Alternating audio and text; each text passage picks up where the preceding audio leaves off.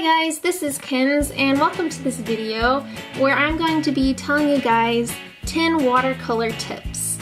So these aren't official watercolor tips, this is just what I found that would help me if I was just now starting watercolor stuff.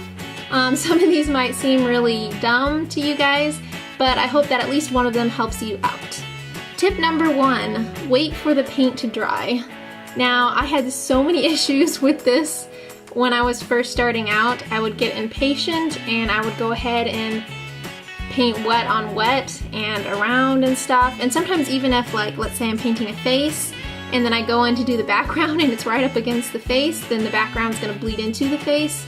You have to make sure that you wait for the paint to dry, whether you're layering it up or you're painting another part of the piece. It's really important. Sometimes even if I'm not even painting a part of the piece that touches the other part, if my hand sets on the piece or anything like that, it's gonna affect the quality of your painting. So tip number 2, erase unwanted lines before painting. So a lot of the time I will go ahead and sketch in pencil and then go ahead and watercolor over top of those guidelines.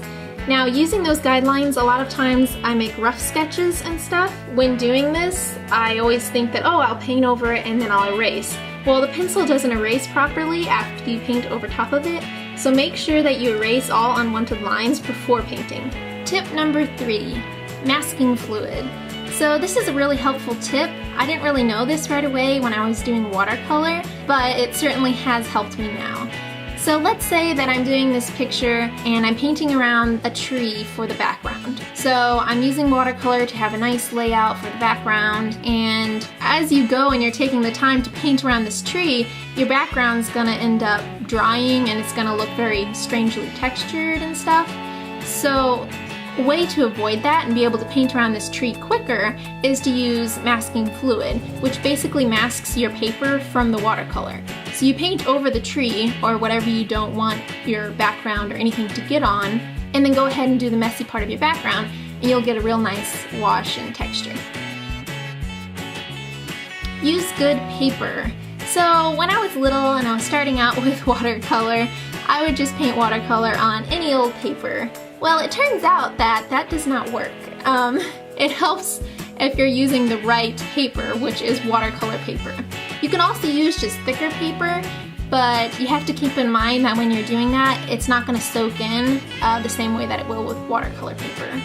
I've used 3 different types of watercolor paper in my watercoloring career, and they all seem to work pretty good, but I found one that works best for me, which is watercolor paper. But really any paper works. I found out that it's just whatever you're used to, because it took me a while to get used to the paper that I'm using now. Always use a white paper towel or rag.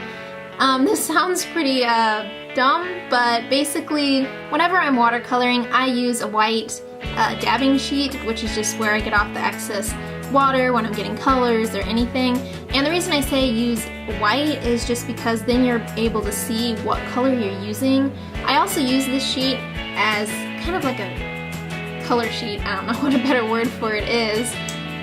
Basically, so then I know what color I'm putting on my piece before I actually paint on the paper. Tip number 6, you can use salt or a toothbrush. You've probably already heard of these 2 things, but I thought they were very strange when I first started watercoloring. These are actually really good methods to use, especially when you're doing a background or you're texturing. Tip number 7, layer your colors for a smooth fade. So when I'm doing faces especially, not really so much with backgrounds, but when I'm doing faces, I will go ahead and do layer after layer, which will help the fade be a lot smoother versus if I tried to do it all at one time before it dried.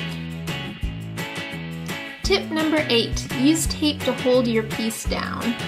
So this is basically just to prevent warping.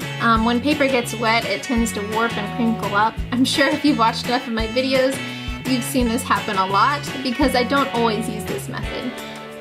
Basically what you do is you just take painting tape or masking tape and you just put it around the corners or the edges of your piece and just tape it down to whatever surface you're working on. This just helps the piece from warping. Tip number 9, listen to something while you work.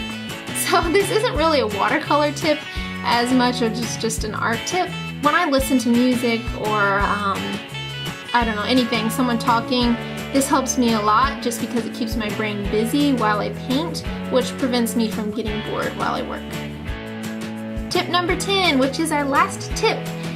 This is a very simple tip, but I saved it for last because I think it's the most important, and it is paint a lot. The best way to get good at anything is to do it often, and that's the same with watercolor.